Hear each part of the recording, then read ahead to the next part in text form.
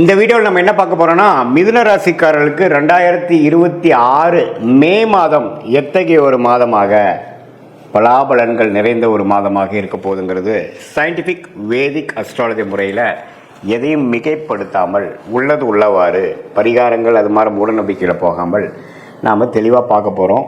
இதில் பார்த்திங்கன்னா ஆண்டு கிரகம் என்று சொல்லப்படுகிற குரு, சனி, ராகு, கேது மிதுன ராசிக்கு எப்படி ஒரு அமைப்பு இருக்குது, அதே சமயத்தில் மாத கிரகமாகிய ராசி அதிபதி புதன், சூரியன், செவ்வாய், சுக்கிரன்லாம் எது மாதிரி அமைப்பில் வருது, அதை வைத்து உங்களுக்கு வரக்கூடிய வாழ்க்கை சம்பவங்கள் எது மாதிரி இருக்குது, எது மாதிரி விஷயங்களுக்காக நம்ம எதிர்பார்க்கலாம், எது மாதிரி அமைப்புகள் காத்திருக்கிறதுங்கிறது நம்ம துல்லியமாக சயின்டிஃபிக் வேதிக் அஸ்ட்ராலஜியில் முறையில் 2026 மே மாதம் மிதுன ராசிக்கு எப்படி இருக்க போகுதுன்னு இந்த வீடியோவில் பார்க்க போகிறோம். இப்போ பாருங்கள், ராசிக்குள்ளேயே குரு இருக்கிறார், 10ஆம் இடத்துல சனி இருக்கிறார். ராஜோகாதிபதி சனி இருக்கும் பொழுது கடந்த ஒரு வருஷமாக பல புரட்சிகளையும் பல முயற்சிகளையும் செய்து கொண்டு இருக்கக்கூடிய மிதுன ராசிக்காரர்கள் தொழிலாக இருந்தாலும் சரி, வேலையாக இருந்தாலும் சரி, நிறைய முயற்சிகள் செய்கிறீங்க. அப்ஸ் அண்ட் டவுன்ஸ் வருது, ஆனால் அதில் போராடி போய் கொண்டிருக்கிறீர்கள். அதில் யோகங்களும் இருக்குது, சில குறைபாடுகளும் உண்டு. ஆனாலும் யோகங்கள் அதிகமாக வரக்கூடிய அமைப்புகள் உண்டு. அதே சமயத்தில் ராகு 9ஆம் இடத்திலும் கேது 3ஆம் இடத்திலும் இருந்து ஒரு மாதிரியான பலனை கொடுத்து கொண்டிருக்கிறார். இதில் ராகு குருவின் பார்வை பெறுகிறாருங்கிறது ஒரு நல்ல விஷயம். இப்படி ஒரு அமைப்பு இருக்கிறப்போ உங்களுடைய மாத கிரகமாகிய ராசி அதிபதி புதன் எப்படி இருக்கிறாருன்னா 11ஆம் இடத்துல இருக்கிறார். மாதத்தின் ஸ்டார்ட்டில் 3rd and 4th week second half of May என்ன ஆகிறாருன்னா புதனே பார்த்தீங்கன்னா 12ஆம் இடத்துக்கு அதுக்கு பிடித்த சுக்கிரனோட வீட்டில் வரார். ஸோ அருமையான ஒரு அமைப்பு மிதுன ராசிக்காரர்களுக்கு பொறுத்த வரைக்கும் மே மாதத்தில் நல்ல ஒரு அமைப்பு இருக்குது. ஏன்னா மெல்ல சனி விட்டு விலகிட்டார், செவ்வாய்ங்கிற கிரகத்தை விட்டு விலகிறார். ஸோ சனி செவ்வாயோட விலகி புதன் வந்து மெல்ல சுக்கிரனோட வருது, சுக்கிரனோட வீட்டுக்கு போகிறது அப்படிங்கிற மாதிரி அமைப்பு வரும்பொழுது இதுவரை கடந்த 3-4 வருஷம் 3 மாதமாக ஜனவரி மாதம் 2026 சில வாய்ப்புகளை நழுவ விட்ட மிதுன ராசிக்காரர்கள் இந்த டைமில் வந்து நல்லாவே கையில் 2 கையிலையும் பிடிச்சிக்கக்கூடிய அமைப்புகள், திருமண விஷயங்கள், இல்லற விஷயங்கள், பெண்கள் விஷயங்கள், கணவனாக இருந்தால் மனைவி, மனைவியாக இருந்தால் கணவன் இல்லை, அது மாதிரி விஷயத்தில் அந்யோன்யங்கள் பெறுகிற மாதிரியும் நல்ல சுகபோகங்கள் வளரக்கூடிய அமைப்பு, வசதிப்படுத்திக்கக்கூடிய அமைப்பு, வாழ்க்கையில் உங்களுக்கு வேணுங்கிற சில வீடு விஷயமா இருந்தாலும் சரி, வண்டி வாகனமாக இருந்தாலும் சரி, வசதிப்படுத்திக்கக்கூடிய அமைப்புகள், அதுக்கு வேணுங்கிற பண வரவுகள் எல்லாமே நன்றாக இருக்கக்கூடிய அமைப்பாக மே மாதம், குறிப்பாக சொல்லணும்னா செகண்ட் ஹாஃப் ஆஃப் மே வந்து மிதுனராசிக்காரர்களுக்கு இருக்குதுங்கிறது நாம் தெரிந்து கொள்ள வேண்டும். இது ஒரு அற்புதமான ஒரு விஷயம். அதே சமயத்தில் சூரியன் 11ஆம் இடத்தில் இருக்கிறார், அது லாபஸ்தானத்தில் இருக்கிறார். லக்னாதி ராசி அதிபதி 11ல் இருக்கிறார். சுக்கிரன் பாருங்கள் 12ஆம் வீட்டிலே இருந்து மாதத்தின் செகண்ட் ஹாஃபில் ராசிக்குள்ளேயே வரார். இதெல்லாம் பார்த்திங்கன்னா நம்ம யோகமான ஒரு அமைப்பு. இது மூலமாக இன்னுமே சில விஷயங்கள் நம்ம செஞ்சுக்கலாம்.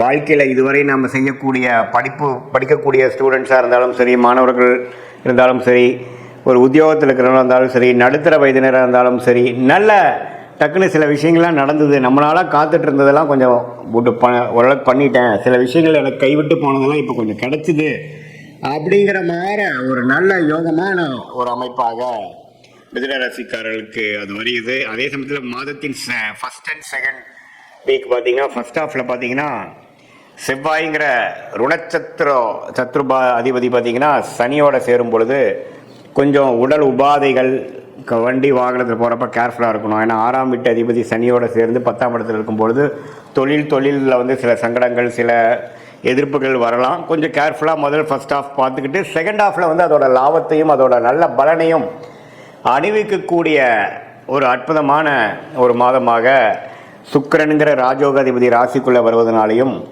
ராசி அதிபதியே 11ஆம் இடத்துலையும் 12ஆம் இடத்துலையும் நல்ல அமைப்பில் இருக்கிறனாலையும், ராஜோகாதிபதி 10ஆம் இடத்துல நீடித்து இருக்கிறனாலையும் நல்ல அமைப்புகளை கொடுக்குது. ராசிக்குள்ளேயே குரு இருக்கிறார். ஜூன் மாதத்துக்கு அப்புறம் தான் குரு பயிற்சி ஆகுறதுங்கிறது நம்ம தெரிஞ்சுக்கணும்.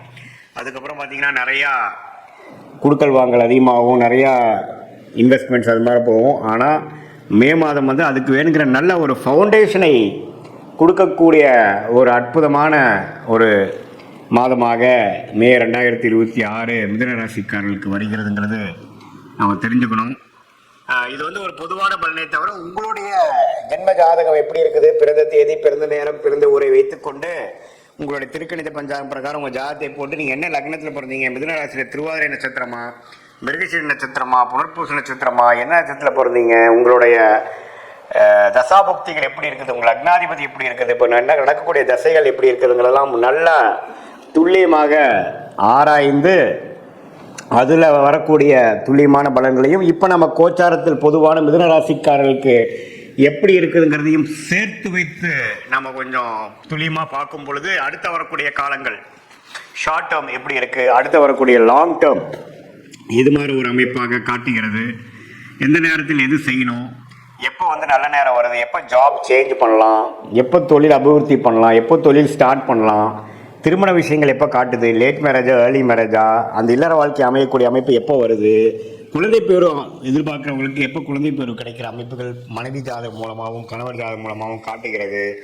எது மாதிரி வேலைக்கு போகலாம், எப்போ நமக்கு படிப்புக்கு ஏற்ற வேலை கிடைக்கும், ஹையர் ஸ்டடீஸ் படிக்கலாமா, வேலைக்கு போகலாமா, வெளிநாடா உள்நாடா, இது மாதிரி பல விஷயங்கள். அதாவது படிக்கிற பசங்களாக இருந்தாலும் சரி, இளைய வயதினராக இருந்தாலும் சரி, நடுத்தர வயதினராக இருந்தாலும் சரி, சீனியர் சிட்டிசனாக இருந்தாலும் சரி, அவங்களுக்கு வாழ்க்கையில் முடிவுகள் எடுப்பதற்கு ஏராளமான விஷயங்கள் இருக்கும் பொழுது இந்திய வேத ஜோதிடத்தான சயின்டிஃபிக் வேதிக் அஸ்ட்ராலஜி எந்த மிகைப்படுத்தல்களும் போகாமல் மூட நம்பிக்கையும் போகாமல் ஒரு கிரகம் ஒரு மாதிரி இருந்தால் நீங்கள் என்ன கர்மாவை கடத்தி கொண்டிருக்கிறீர்கள், என்ன மாதிரி பிராப்தங்கள் வாங்கி கொண்டிருக்கிறீர்கள், எந்த மாதிரி ஒரு தோஷங்கள் இருக்குது, பிராப்தங்கள் இருக்குது, எந்த விஷயத்தை நம்ம அவாய்ட் பண்ணலாம் நம்ம வாழ்க்கையில், எந்த விஷயத்தை நம்ம எடுத்து முக்கியத்துவம் கொடுக்கலாம் அப்படிங்கிறத நம்ம தெரிஞ்சுக்கிட்டோம்னா வாழ்க்கையில் எதிர்நீச்சல் போட்டு சமய விரயங்கள் பண விரயங்களை தவிர்த்து என்ன விஷயங்கள் நமக்கு காத்திருக்குதோ அது மாதிரி விஷயங்கள் செய்து கொண்டு அதுக்கு நம்ம பாஸ்ட் லைஃப் கரெக்டாக நம்மளுடைய சயின்டிஃபிக் வேதிக் அஸ்ட்ராலஜி முறையில் மேட்ச் ஆகுதா, நம்ம பாஸ்ட் லைஃப் நம்ம ப்ரிடிக்ட் பண்ணுறது கரெக்டாக இருக்கா அப்படிங்கிறத செக் பண்ணிவிட்டு